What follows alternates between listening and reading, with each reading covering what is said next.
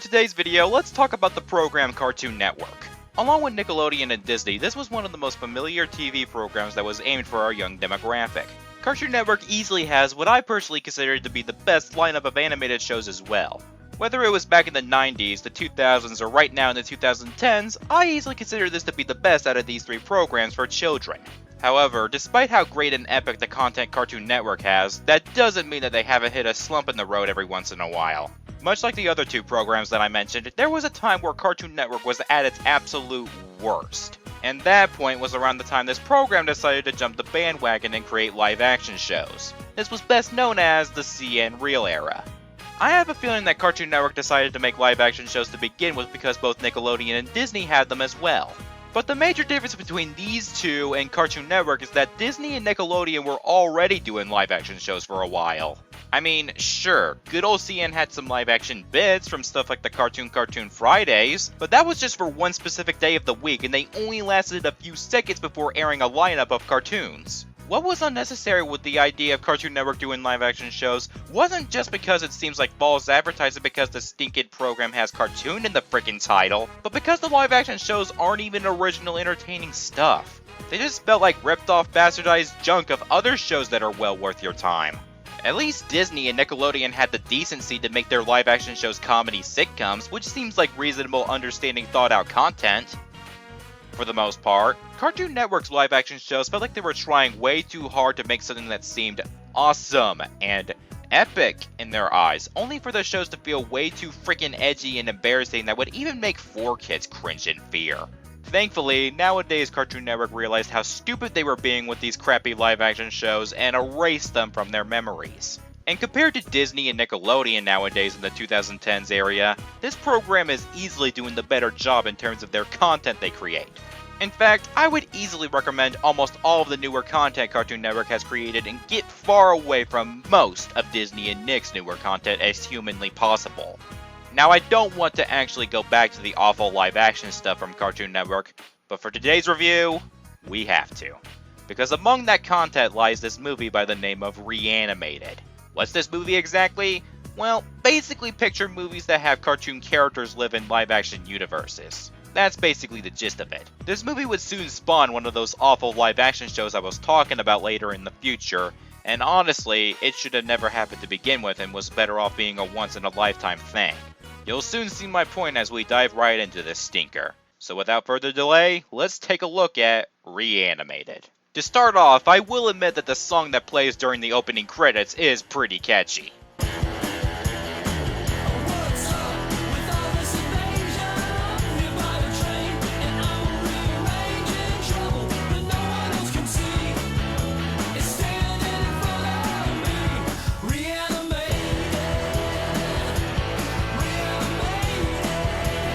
Despite the catchiness, it's easily one of the shortest opening credits I've ever come across in a movie. Seriously, these credits are about the same length as my intro for my videos. Well, what can I say? The shorter the better. Am I right? So we're introduced to our main protagonist for today's movie, Jimmy. And this is his family. His dad who's, well, for lack of better words, a special needs person. I mean, if him eating really sugary cereal while pouring more sugar over it while watching cartoons laughing with his mouth full, because that's totally charming, wasn't any proof of that, then I really don't know how to describe him. His mother is an astronaut and... alien? An alien who just so happens to be his sister. Yeah, this is totally not questionable at all. I can only assume that Jimmy's mother went to outer space one day and came across an alien and decided to make love to it, and that's how his sister became an alien. But if that isn't the cause of this, then by all means I have no daggum idea what will. So Jimmy's father drops him off at school, and apparently shops for what looks like camping equipment along the way since those weren't there when they first left. Oh, and it seems like he bought some dogs on top of that. Hey look, it's the overdone trying to talk to the most attractive and popular girl of the school gag that obviously ends up in him not being able to really get a chance to talk to her since he ends up getting interrupted by an anonymous source. Case in point, Jimmy wants to talk to this lassie by the name of Robin about an upcoming field trip they're about to attend, but gets interrupted when the guidance counselor calls him up to his office, who just so happens to be Dad? I'm not dad here. Well, nothing shouts embarrassing and humiliating like your guidance counselor father calling you up to his office to ask about his 7th grader son how his romance with his crush went, while doing this uncomfortable nonsense right here. Well, uncomfortable for everyone watching this and Jimmy, but mostly for the former. I think even the greatest psychologist in the world like Dr. Phil would have a hard time coming up with a way for this kid to cope with his everyday struggles with his crazy family. Oh, and Jimmy's only friend in this entire school is this kid named Craig. Now just for a heads up, I want you guys to remember this guy nice and good. You'll see why eventually. Oh, and what's with the llama in the classroom? Is it their school pet and he got loose and no one notices it? What's your problem? I don't know, it's just everyone's taking advantage of me. Oh, really? That's terrible. Hey, let me copy your homework. I think you just proved his point there. Hey, Jimmy, can I borrow a pencil? Actually, it's the only one I have, and there's a test today. Yeah, I know, that's why I need it. Well, yeah, I guess. I wouldn't want you to flunk. And they just proved his point too. I'm glad that we can concur that God must have a huge grudge against this one kid to have everyone in the entire world take advantage of him. Jimmy must have done something really terrible, despite the fact that he looks like an average, non-troublemaking everyday kid living out his supposed-to-be normal life. After school's over for the day, Jimmy hangs out over at Craig's house, and it turns out that Robin gal from earlier happens to be Craig's big sister. So he tries to talk to her this time since he was unable to do so the first time when his creeper dad interrupted him. A knight in shining armor? Wait. Are you crazy? That's like every girl's dream. This is the most romantic Apple Day cartoon ever. Hey, Robin? You know, speaking of nights, the opposite of night is day, and tomorrow's a day. And you know, we're going to Golly World tomorrow, and I was wondering if you didn't have anyone to hang out with. That field trip is for 7th graders only. I'm in 8th grade. Oh, that's cool. I mean, you know, totally fine. Hey, is this for grabs? Wow. When you make me, a guy who gets nervous and awkward talking to people on a daily basis, look like a very social person, you know you're making a fool out of yourself. Dude, it's so gross you like my sister. Oh, and by the way, that's a candle. Are you sure? Because that looks pretty real and non-waxy to be a candle. I think the kids should feel sick right now. So come the big school trip and everyone gives Jimmy their Golly World junk, somehow being able to hold on to all of it, and Craig does nothing to help him since all he cares about is being popular. No, I didn't spoil the reason why you guys should remember him. It'll come when the time is right. The whole 7th grade is then taken into the Hall of History to learn some history about Milt Appleday, the guy who created these cartoon characters you see right here. And before you ask, yes, I'm aware of how this feels so much similar to Walt Disney and Disney World along with those cartoon characters that he created. I just try not to focus so much on it because if I do, let's just say that we'll be here for a while. This is team member Donna, here to give you some Apple Day history. You'll never use this information in your lifetime, but it's the only way this can count as an educational field trip. Okay, I'll also admit that was a pretty funny line right there. And you gotta just love that lady's reaction to what she just said there. So next... Wait. Duck? Duck? What? Not you, that duck!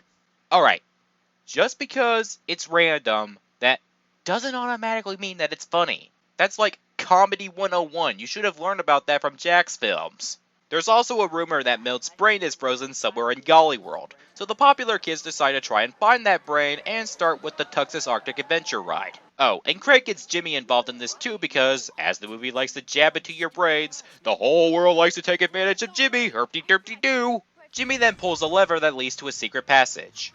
An underground ice cavern, to be more precise. On a side note, this right here looks like that long ladder moment from Metal Gear Solid Snake Eater, only if it was turned into an ice level. Alright, back on topic. How in the bloody hell does this lead to an ice cavern? I mean, this is underground, and it doesn't even look like there's enough ice to even support the upper ground. As far as I'm concerned, the upper floor should have collapsed and this place shouldn't exist right now. Jimmy then spots this whack job, Sonny, who's ironically Milt Appleday's son, or as I would like to call him, Ronotnik, who's been in these ice caverns for quite a long time trying to find Milt's brain as well. Yeah, a long time. With that said, he should turn into an ice sculpture right about now. Or did they just not want to go that route? What with the random animals and whatnot? After getting spotted by him, Jimmy flees the scene trying to get away from Sunny, and then this happens.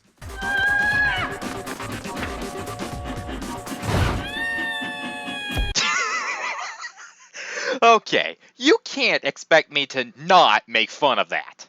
I mean, seriously, look at this! Not only does this defy logic and reasoning, seeing as how the train should have either gave him a love tap or squish him like a bug, but Jimmy getting airborne and flailing his arms just makes it grand. Despite how obviously fake this is probably my favorite scene because of how bizarrely, hilariously, fakely bad it is.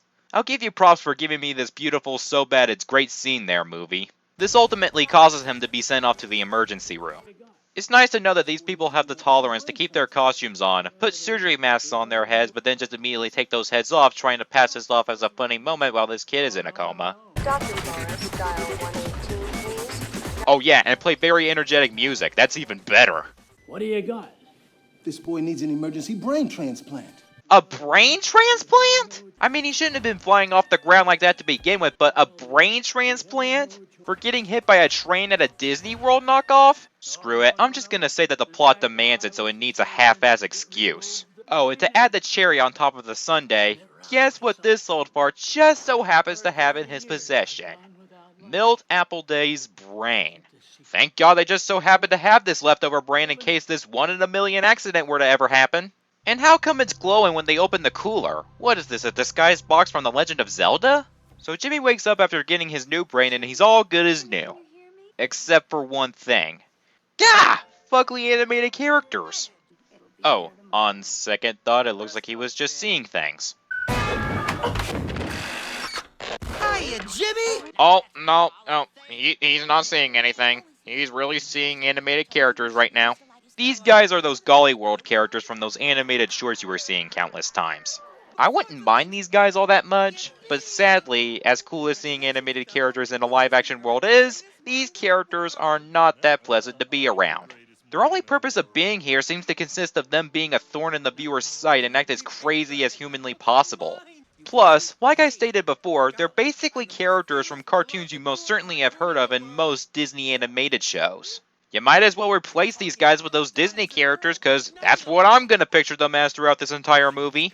You know, for a movie that was aired on and created by Cartoon Network, they sure do love to make their own versions of Disney characters in this film. Wouldn't it have been cooler if instead of these losers, our protagonist can see numerous amounts of Cartoon Network's lineup of popular characters from their famous animated shows? On second thought, let's just keep that to our imaginations. I'm pretty sure if it were in the hands of these guys who made this, they'll even make a movie with that concept sucky as well. While we're still on these animated characters, I should point out that Tux, the penguin, is voiced by Tom Kenny, aka the voice of SpongeBob, and Golly himself is voiced by, and I kid you not, Pee Wee Herman. I guess he needed to play or voice another wacky character in a movie or TV show, so he jumped to the chance when he found out about this role. I should also point out that because Jimmy has Milt's brain, and since Milt created these characters, he's the only one who can see these animated characters, but nobody else can. That sounds like the plot of another movie I've heard of, but I can't seem to put my tongue on it. Meanwhile, Sunny is somehow able to find out where Jimmy lives and rents a spare room in his folks' house. Wow, his family's a little too generous to let a guy who clearly dresses suspiciously and laughs maniacally live with them. So now Jimmy goes back to school, where I'm pretty sure no one will take advantage of him. See, I gotta tell you something. I keep seeing cartoons, but like not on TV, in real life. Whatever. What happened to you yesterday? You get hit by a train, then you like totally ditch me. Dude, I was in the hospital. It's always about you, isn't it? Dude! Kid! What the fudsicle, you little bastard? Your only friend gets hit by a train and sent off to the emergency room to have a brain transplant, and you have the damn nerve to put some bullshit blame on him? Yeah, some friend you are! Can we even classify this little brat as Jimmy's friend? I think he's better off having no friends at all if this is the only guy on Earth that he can classify as his friend. What makes this even worse is that Craig pretty much forces Jimmy to invite the popular kids to a party and makes some lame excuse to have him do all the work. But just keep remembering that little shit stain. The time will come why I want you all to remember him. So Golly and the others try to make Jimmy come to the realization that everyone is taking advantage of him. I know Jimmy pointed this out before, but in his words, he just had a feeling. He wasn't certain about it, even though everyone watching this and even his imaginary friends realize he's being taken advantage of by pretty much the entire world. So how do these guys help him out? By making everyone think he's crazy. Well, they do numerous things so that they can make him stand his ground, but since he's the only one who can see these animated characters, everyone only sees him acting psycho. I mean, he's probably crazy enough since he's the only person to see animated characters to begin with, but they're not really helping him out by making everyone else think he's crazy. So Jimmy and his family along with Sunny have dinner one night and, of course, the Bizarro Monstabon acts really fucking suspicious and his family is oblivious about it. Jimmy! Could you pass your brain? What? What? I mean gravy! Gravy! Boy, Jimmy's dad will laugh at pretty much anything, won't he? Hey buddy, look! Toilet paper! Toothpaste! Batteries! Walls! The world's easily laughable person, everybody.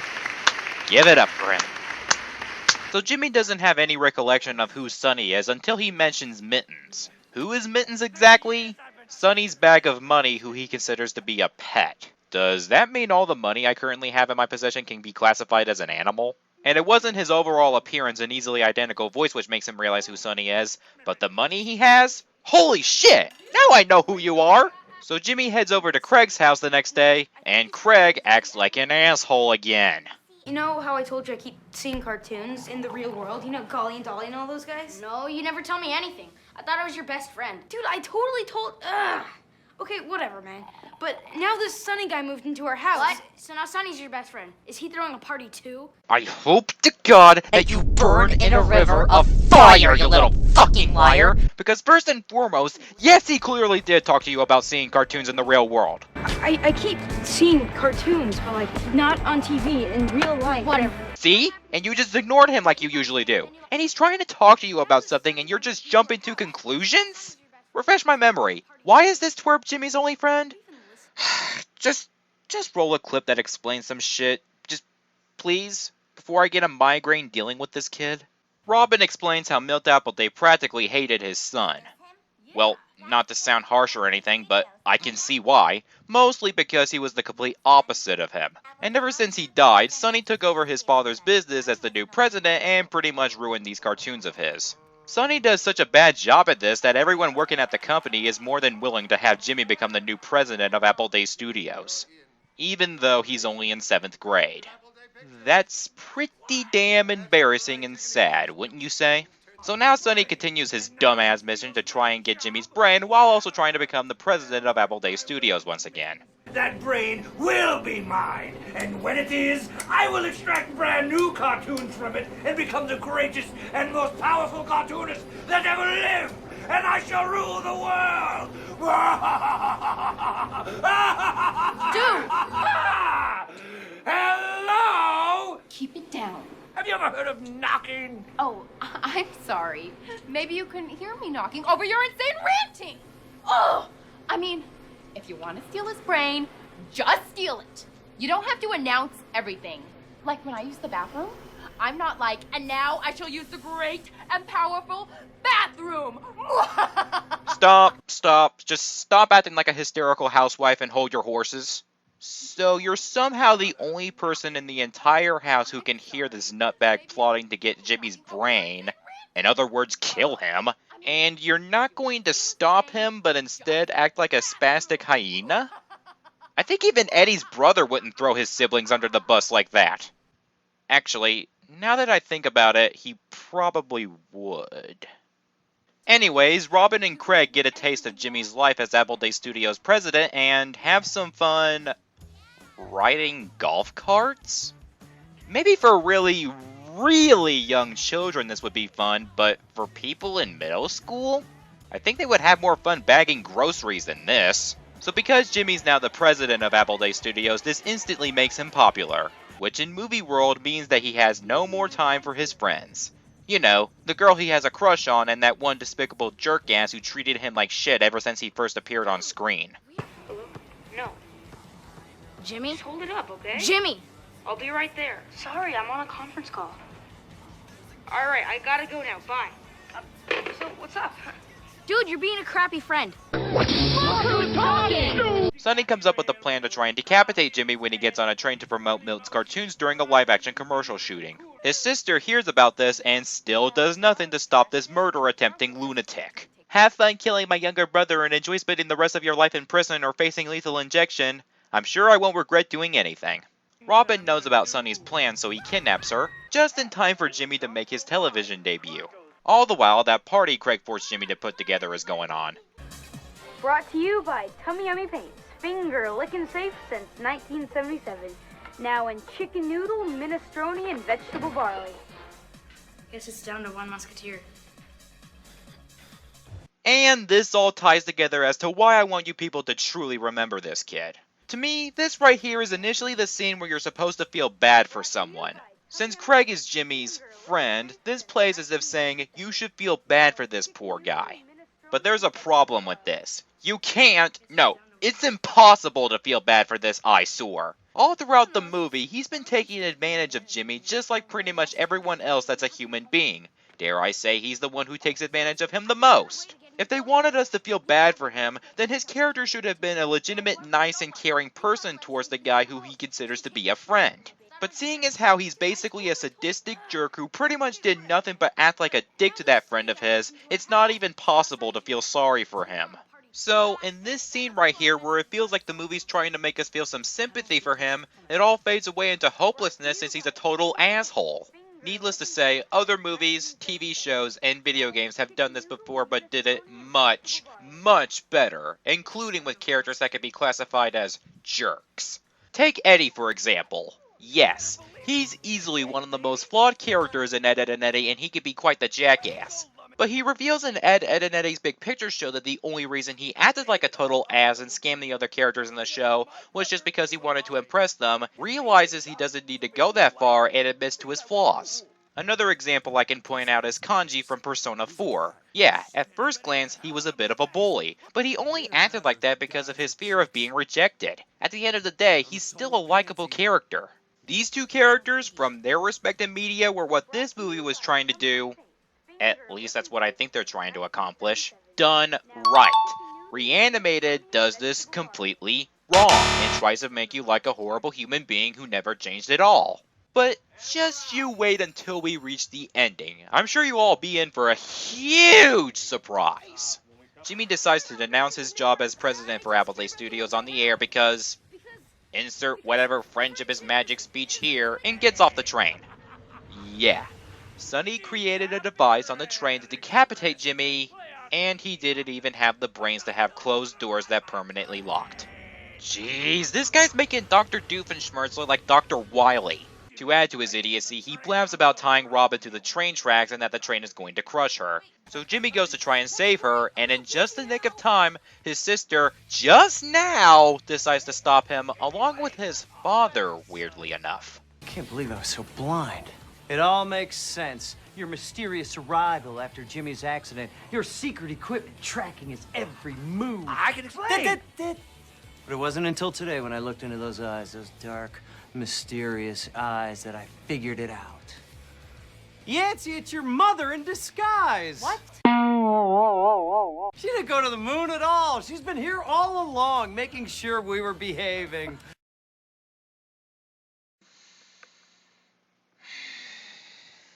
You know, I've seen some pretty stupid shit in my days.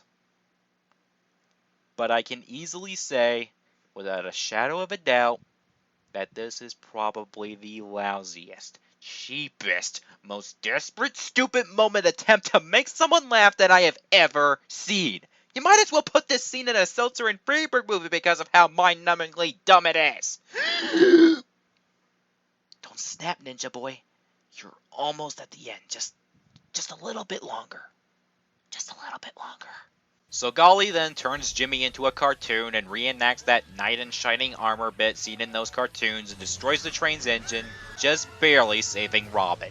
Alright, so that's 2 counts of attempted murder on children. Hope you enjoy being known as the child murderer, Sonny. Jimmy enters the Hall of History Museum and disguises himself as Milt to try and hide from Sonny, but he sees right through it and now he's about ready to electrify him.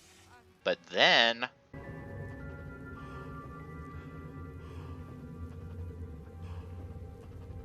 Dad? Dad, it's me, you little booger. So he sees his father's name tag in a fake mustache and now sees this child as his father? Oh, right, you can't have any feelings. You're the villain after all. Now here's a little question time for you all. What ultimately brings the villain of this movie down?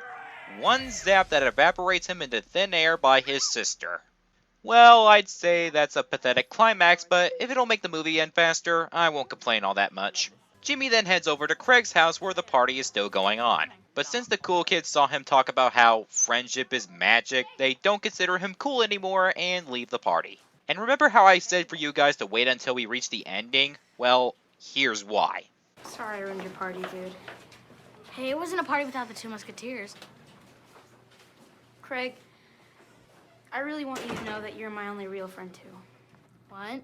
You know, at the basketball court. I didn't say that. I have tons of friends. You see how hopping this place was? Your video conferencing must have messed up or something. You ungrateful, disrespectful brat! This right here is easily the final straw. Jimmy gave up all that popularity for your benefit and you still don't change at all? You didn't show him any acknowledgement for the only person who you both consider friends and for the only person to put up with your immaturity? Talk about kicking someone when they're down! So, yeah, they try to force some sympathy for this kid down our throats a while ago, and yet he doesn't change a single bit. Great planning by making a scene trying to make us feel sorry for Craig only to make him stay the exact same selfish way as he was in the very next scene he's in. Freaking dummies. Finally, the end credits. They couldn't come fast enough. Oh, come on! There's still more? Hold on a minute, didn't you disappear right before our very own eyes? Oh my god, could this movie at least give us a little bit of continuity, along with some logic with reality? Actually, no. There's no need to ask such a rhetorical question. I already know the answer myself. So that was Reanimated. Do I even need to give an explanation on how bad this movie is? I can only describe this movie like this. It's a movie that tries way too goddamn hard, but at the same time, not trying whatsoever. I mean, it's actually kind of astonishing for me to describe a movie like this. It tries too hard because it has all these live-action characters act like cartoon characters, all the while putting actual cartoon characters in the live-action world. But at the same time, it's not trying because, just by watching, you can get the feeling that no effort was put into this. It's like I said, it's really quite fascinating on how they try and yet not try at all. With that said, why couldn't they just make this entire movie animated? I mean, it probably wouldn't have been better, but I could have possibly excused some of the craziness going on if the entire movie was a cartoon. Not to mention, the whole entire cast is too cruel to the main protagonist for some reason. The characters themselves are either boring or terrible human beings, especially Craig, who I can easily say is one of the worst characters in any form of media. And when it tries to be funny, it's either unintentionally hilarious or so cringy it's hard to even sit through.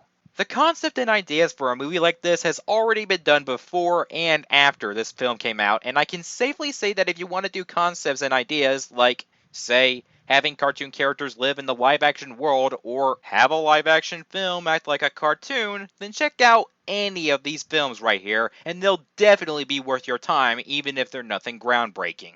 But if you want to see those ideas done at its worst, then, by all means, watch this movie.